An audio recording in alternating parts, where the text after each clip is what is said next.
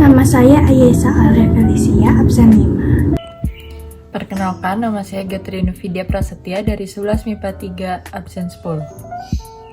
Perkenalkan, nama saya Kevin Adaha Nugraha dari kelas 11 MIPA 3, absen 15. Perkenalkan, nama saya Muhammad Arga Reza Ramadan dari kelas 11 MIPA 3, absen 20. Perkenalkan, saya Muhammad Fauzan Syarif dari 11 MIPA 3, absen 25. Nama saya Raffi Faridna Faiza Chalila, kelas 11 MIPA 3, absen 30.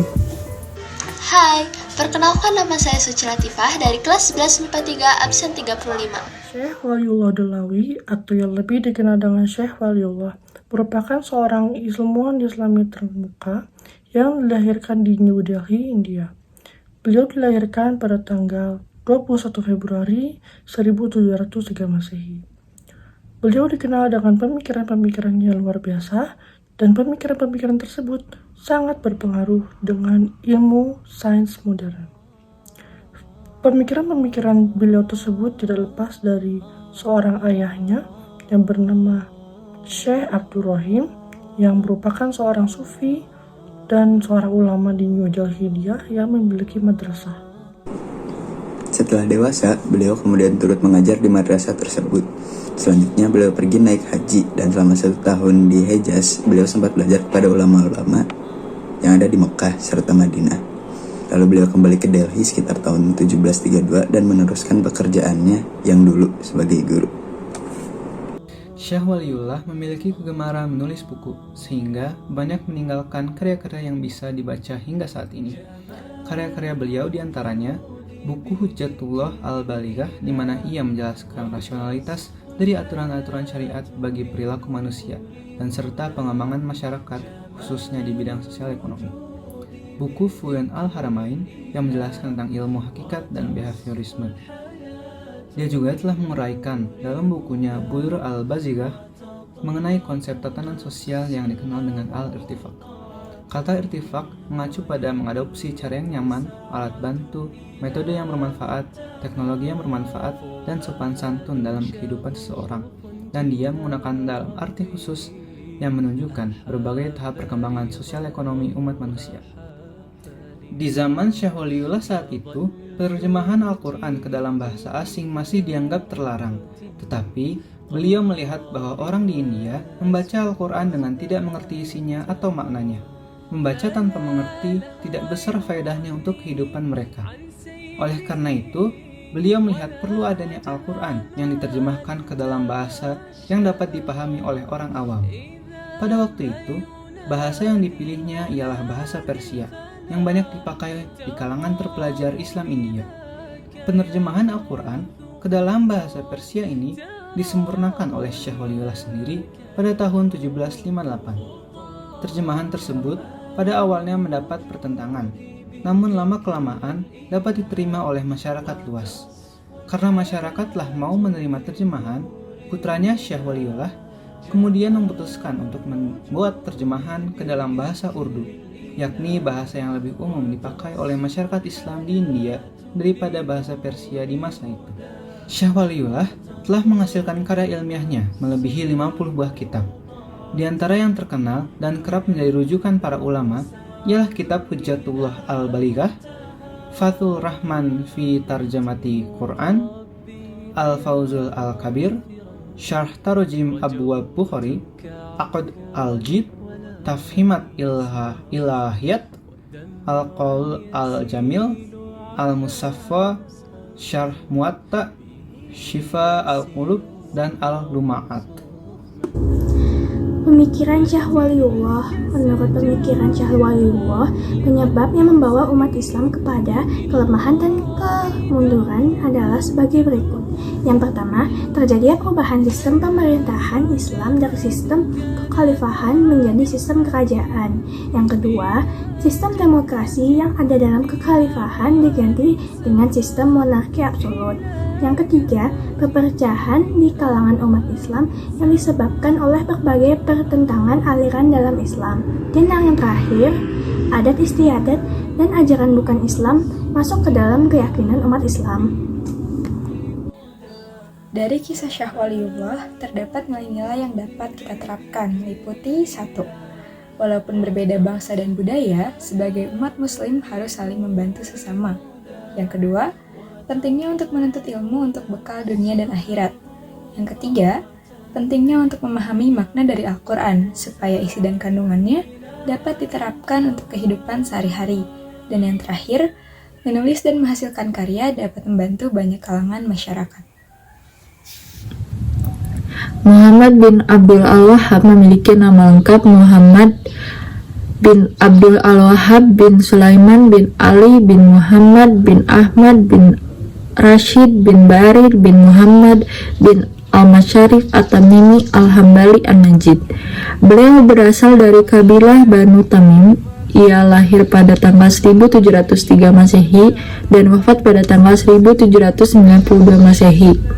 Beliau wafat di usia sangat tua dengan umur sekitar 91 tahun.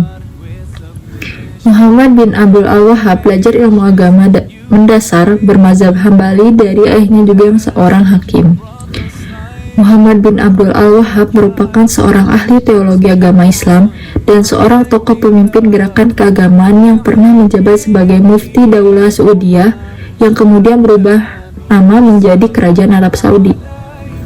Beliau juga seorang tokoh ulama yang berusaha membangkitkan kembali pergerakan perjuangan Islam, dakwah tauhid dalam masyarakat, dan cara beragama sesuai dengan tuntunan Rasulullah dan para sahabatnya. Para pendukung gerakan ini menolak disebut Wahabi karena pada dasarnya ajaran Syekh Muhammad bin Abdul Al-Wahhab adalah ajaran Nabi Muhammad, bukan ajaran yang tersendiri. Karenanya, mereka lebih memilih untuk menyebut dirinya sebagai Salafiyun atau mengikut jejak generasi Salaf atau Muhammadiyun yang berarti menegaskan Allah. Mereka ingin mengembalikan ajaran-ajaran tauhid ke dalam Islam dan cara beragama menurut sunnah Rasul yang semakin hari semakin asing di masyarakat. Saat itu di Arab Saudi terdapat banyak sekali kesyirikan. Para tokoh ulama Mekah dan Madinah tidak berani menyuarakan kebenaran saat itu, dikarenakan orang-orang kuburiyun atau penyembah kubur terkenal sering berbuat kasar dan bahkan membunuh. Maka dari itu, Syekh Muhammad bin Abdul Wahhab mulai menegakkan dan mengajak ulama lainnya untuk menyuarakan kesalahan umat muslim saat itu yang mengikuti tradisi sufi yang banyak sekali bertentangan dengan ajaran Islam itu sendiri. Dengan dibantu Imam Muhammad bin Saudi atau Raja Saudi, maka pemerintah Saudi pun saat itu mulai menghancurkan tempat kesyirikan. Abdul Wahhab dikenal sebagai seseorang yang sangat produktif dalam menulis. Bahkan satu kali saja ia duduk bisa menghasilkan beberapa puluh halaman tulisannya. Adapun karya-karya beliau adalah sebagai berikut. Yang pertama ada Kitabut Tauhid, Usul Salasah, Kasfu As-Subhah, Al-Qawaid Al-Arba, Mukhtasar Zad Al-Ma'ad, Kalimat fi Bayan Syahadat La ilaha illallah wa bayan at-tauhid, Kalimat fi marifah syahadah an la ilaha illallah wa anna muhammadan rasulullah, Arba qawaid lidin, Arba qawaid jakarullahi fi muhkam kitabih, Al-Masaila Kamsal Wajib Marifatuha, dan yang terakhir ada tafsir Kalimah At-Tauhid. Muhammad bin Abdul Wahhab sebagai pendiri gerakan Wahabi mempunyai pengaruh besar terhadap perkembangan pahamannya di seluruh dunia termasuk Indonesia. Sebagaimana ditulis di dalam buku berjudul Gerakan Wahabi di Indonesia, dialog dan kritik oleh Muhammad Najib, dan dilihat Noer dalam buku Gerakan Islam Modern di Indonesia. Karena tidak sedikit mahasiswa Indonesia yang belajar di Timur Tengah, kemudian tersibuk dan terfikroh oleh ajaran tersebut. Sehingga setelah kembali ke Indonesia, mereka pun ikut andil dalam penyebaran paham tersebut. Muhammadiyah sekalipun sebenarnya memiliki misi yang sama dalam menyuruh umat ini kembali pada Al-Quran dan Al-Sunnah, dan juga memberantas kemusyrikan, tahayul, dan khurafat. Tapi tidak disebut sebagai bagian dalam gerakan Islam transnasional. Bahkan lambat laun klaim bahwa Muhammadiyah adalah Wahabi semakin memudar dengan munculnya pergerakan Salafi di Indonesia. Karena sesungguhnya pengaruh pemikiran Muhammad bin Abdul Wahhab terhadap Muhammadiyah tidaklah secara langsung, Kiai Haji Ahmad Dahlan mendapatkan inspirasi tersebut pada kala itu berdasarkan pada pemikiran-pemikiran Rashid Ridho yang dituangkan dalam buku artikel-artikel di dalam majalah Al-Mansar. Maka, berdasarkan fakta tersebut dapat disimpulkan bahwa Wahabi, Salafi, dan Muhammadiyah merupakan golongan yang berbeda-beda. Nilai-nilai yang dapat kita ambil dari kisah Muhammad bin Abdul Wahab adalah berani untuk melawan hal-hal yang bertentangan dengan ajaran Islam dalam Al-Quran dan hadis, berani untuk menyebarkan ajaran Islam dan mengembalikan pemahaman umat muslim kepada ajaran Islam yang murni atau ajaran Islam yang terdapat dalam Al-Quran, untuk menegaskan kembali bahwa yang boleh disembah dan yang harus disembah adalah Allah Subhanahu wa Ta'ala, dan untuk menghindari hal-hal yang bisa menjerumuskan kita menjadi musyrik, dan terakhir untuk memperoleh pengetahuan hanya dari Al-Quran dan hadis.